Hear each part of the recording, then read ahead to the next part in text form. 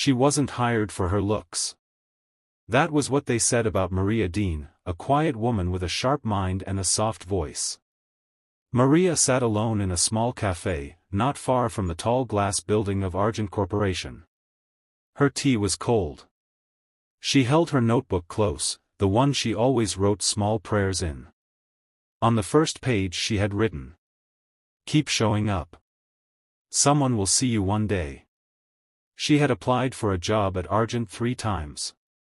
Each time, she got the same reply, "We regret to inform you." The people in HR laughed behind her back.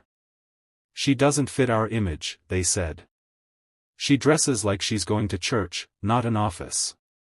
They didn't care about her experience or her good grades. They only saw her plain clothes and quiet ways. But that night, something unexpected happened. Up on the 42nd floor, Mr. Damien Argent, the CEO himself, was still at work. He was a man people feared and respected. His office was big and shiny, like the top of the world. While flipping through rejected resumes, he saw Maria's letter. The last line caught his eye. "I will work harder than anyone you hire." Damien paused. He called HR. "Why did we reject her?" he asked. "Sir, she doesn't present well," the HR manager said. "In other words," Damien said slowly, "you mean she doesn't look fancy enough?" The woman stammered. "Get her back. Tomorrow morning. I want to see her myself." The next day, Maria almost dropped her phone when she got the call. "Mr. Argent would like to meet you at 9 o'clock. Her heart beat so fast she could barely speak. She ironed her old blouse, polished her worn shoes, and whispered, "God, let me not embarrass myself." When she stepped into the marble lobby of Argent Corporation, she felt like a small drop of water in a huge ocean. Everyone looked sharp and powerful. She felt invisible. But when she entered Mr. Argent's office, something changed. He stood up, smiled gently, and said, "You're brave to come back after being rejected. I like that." Maria blinked. "Thank you, sir." "Congratulations," Damien said. "You start today." Maria's eyes filled with tears. She covered her mouth and whispered, "Thank you, sir. I won't disappoint you." Maria's first day felt like walking into another world. The other assistants looked her up and down. Their perfume filled the air. Their smiles were sharp like glass. "She's the new one," one whispered. "I give her 1 week," another said. Maria heard them, but she said nothing. She opened her drawer, placed her small mug, her pen, and a photo of her mother. Then she began to work. She was fast. She was organized. She remembered everyone's name.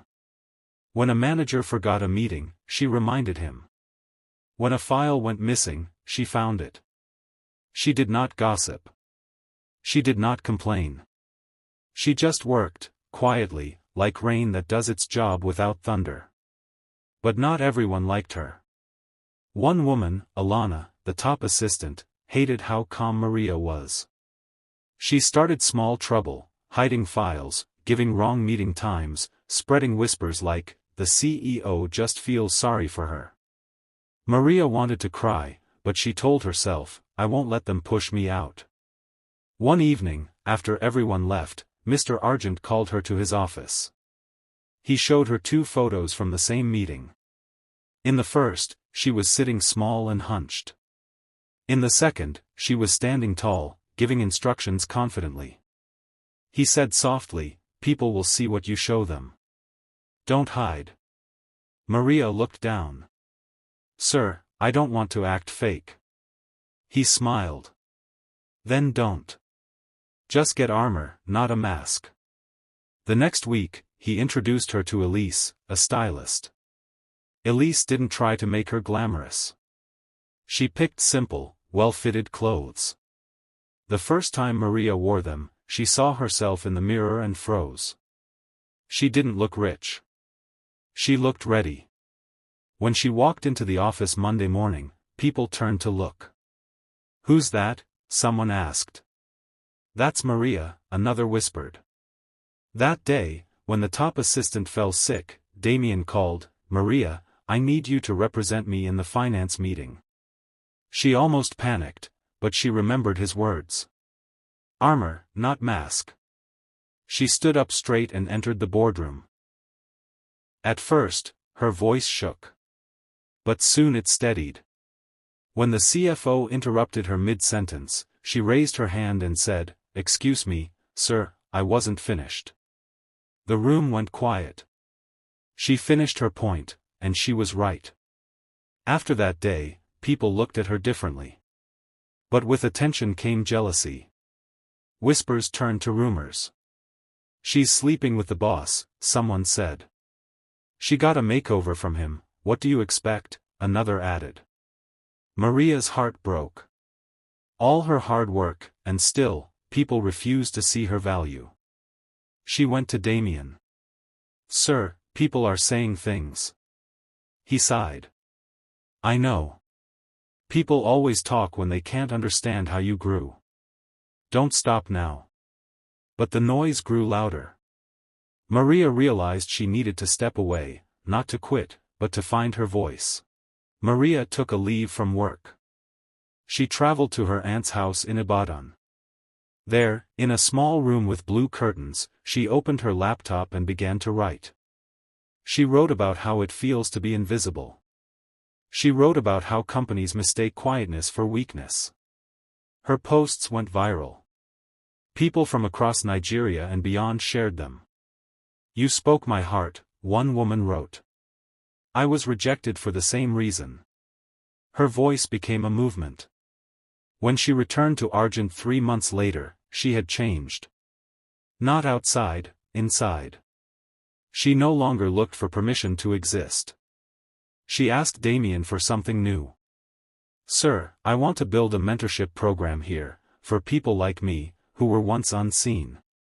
He nodded. "What do you need?" "Just space. And trust." He gave both. That's how See Me was born.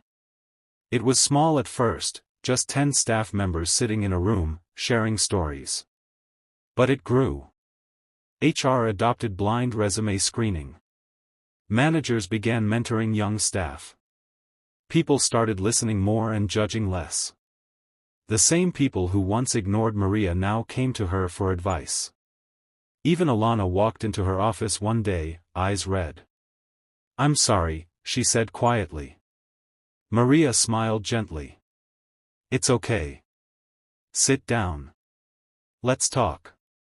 1 year later, Maria was invited to speak at the Global Leadership Summit. She stood on stage in a simple black suit. Cameras flashed. She began softly. "When you look at someone, don't just see their face. See their fight. See their effort. See their worth." The hall went silent. When she finished, the crowd stood and clapped, loud, long, proud. Mr. Argent watched from the front row, smiling like a man who knew he had made one good choice that changed everything. After the event, they met backstage. He said, "You've done what I hoped you would do, you made them see you." Maria smiled. "And I made them see others too." They didn't rush into love.